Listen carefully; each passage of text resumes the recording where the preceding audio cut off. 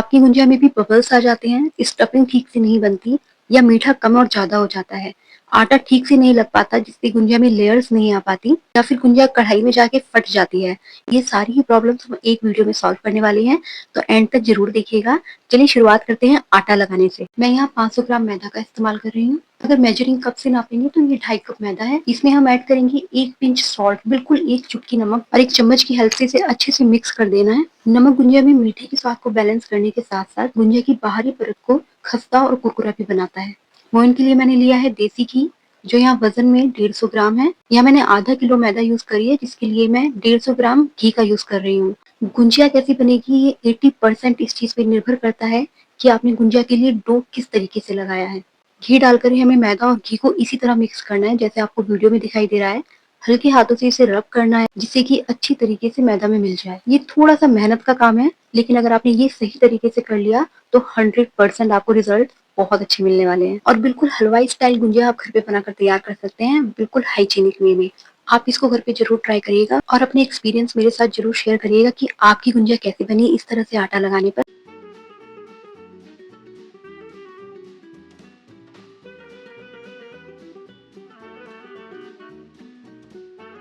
अब हम आटे को उठाकर देखेंगे और उसको मुट्ठी से बांधेंगे। अगर ये थोड़ी देर के लिए बंध रहा है और तोड़ने से ही टूट रहा है, अपने आप नहीं एकदम खुल रहा है, इसका मतलब हमारी मैदा बिल्कुल तैयार है। हमारा मोयन परफेक्टली आटे में मिक्स हो चुका है और बिल्कुल सही क्वांटिटी में लगा है।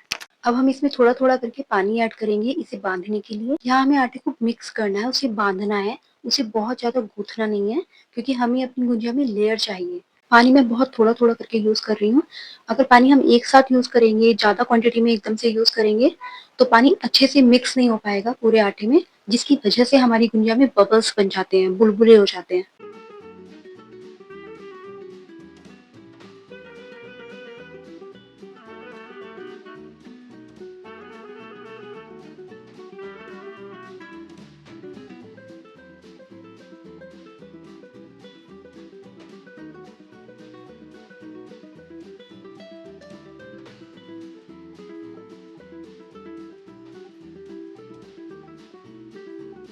इस तरह से रैप करके हमें आटे को 20 से 25 मिनट के लिए या आधे घंटे के लिए रेस्ट पे रख देना है।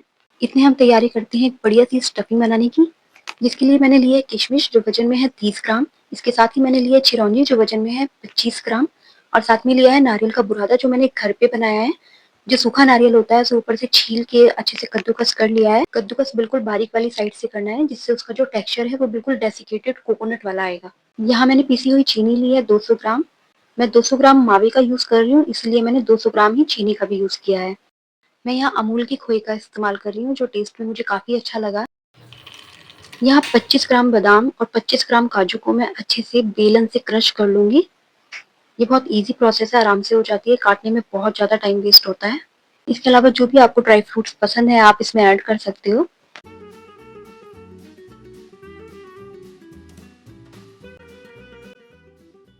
किशमिश जब भी मैं यूज करती हूँ गुंजिया में, मैं हमेशा इसको काट के यूज करती हूँ, अदरवाइज गुंजिया के फटने के चांसेस बढ़ जाते हैं, क्योंकि ये अंदर जाके फूल जाती है, जिससे गुंजिया फ्राई करते हुए फट भी सकती है। इसलिए मैंने सारी किशमिश को 2 हिस्सों में कट कर लिया है इस तरह से।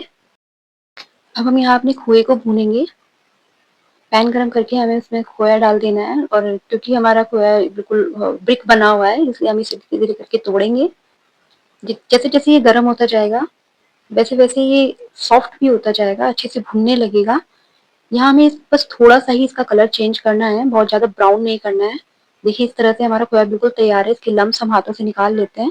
इसके बाद हमें इसमें ऐड करने हैं अपने ड्राई फ्रूट्स, जिसमें हमने तैयार किए हैं काजू, किशमिश, बादाम, चिरौंजी, साथ में नारियल का बुरादा। इसके साथ ही मैंने ऐड करी है चीनी, जो 200 ग्राम आवी के साथ मैंने 200 ग्राम यूज करी है। आप कम या ज्यादा भी कर सकते हैं अपने टेस्ट के अकॉर्डिंग। और इन सभी चीजों को आपस में बहुत अच्छे से मिक्स करेंगे। ध्यान रखिएगा जो स्टफिंग है वो बहुत ज्यादा सूखी हुई नहीं होनी चाहिए, बहुत ज्यादा ड्राई नहीं होनी चाहिए, थोड़ी सी बंधनी चाहिए, ताकि हमें गुंजिया को भरते हुए आसानी हो, वो बिखरी नहीं इधर उधर। यहाँ हमारा आटा भी बिल्कुल सेट हो चुका है, आधा घंटा हो चुका है हमें आटा लगाए, और ये बिल्कुल परफेक्ट टेक्सचर में आ चुका है। इसे हमें बहुत ज्यादा गूंथना नहीं है और मसलना नहीं है। इसको हमें इस तरह से हल्का हल्का प्रेस करना है। आधे आटे को हम इस्तेमाल करेंगे और आधे को वापस हम उसी रैप में करके रख देंगे। इससे हमारा आटा सूखेगा नहीं और फ्रेश ही रहेगा।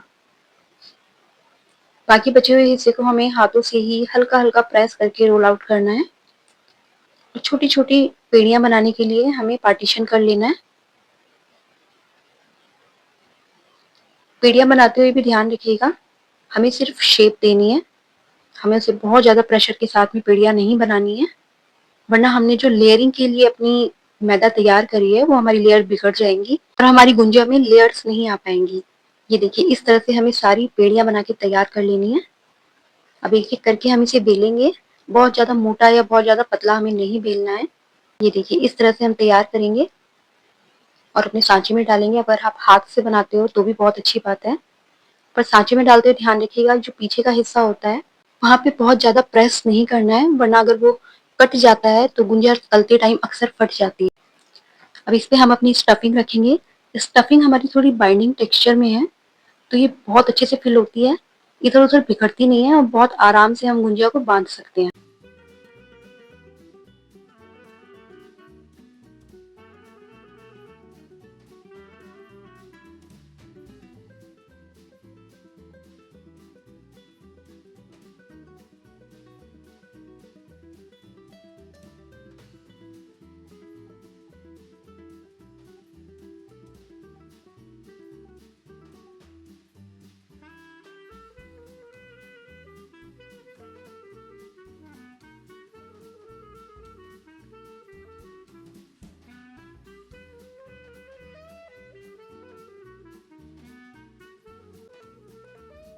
यहाँ हमने तेल गरम होने के लिए रख दिया था, इसे चेक करने के लिए हम थोड़ा-सा आटा डालेंगे इसमें। 5 से 6 सेकंड में जो हमने डो बॉल डाली है, वो ऊपर आ गई है। एकदम से ऊपर नहीं आई है, इसका मतलब हमारा जो तेल है, वो बिल्कुल तैयार है। एक-एक करके केयरफुली हमें इसमें गुंजिया डालनी है। गुंजिया डालने के बाद थोड़ी देर में मैं उसको पलट देती हूँ, अदरवाइज़ इन्हें पलटना बहुत मुश्किल हो जाता है। लो टू मीडियम फ्लेम पे हमें इन्हें 7 से 8 मिनट के लिए पलटते-पलटते हुए फ्राई कर लेना है। हल्का गोल्डन ब्राउन कलर होने पर ही हमें इसको निकाल लेना है और इस तरह से आप घर पे बैठे-बैठे हलवाई स्टाइल गुंजिया तैयार कर सकते हैं। बहुत ही अच्छी फिलिंग और लेयरिंग के साथ, जो मुँह में जाते ही मेल्ट हो जाएगा। तो आपको ये खस्ता और स्वाद से भरी हुई रेसिपी कैसे लगी मुझे कमेंट करके ज़रूर बताइएगा। आपका एक कमेंट, एक लाइक और एक शेयर मुझे बहुत सारी उम्मीदें देता है, मुझे बहुत सारा मोटिवेशन देता है, कुछ और भी अच्छा करने की। और अगर आप पहली बार मेरी वीडियो को देख रहे हैं तो सब्सक्राइब का बटन ज़रूर प्रेस करिएगा, ताकि मेरी अगली वीडियो की नोटिफिकेशन सबसे पहले आप तक पहुँचे।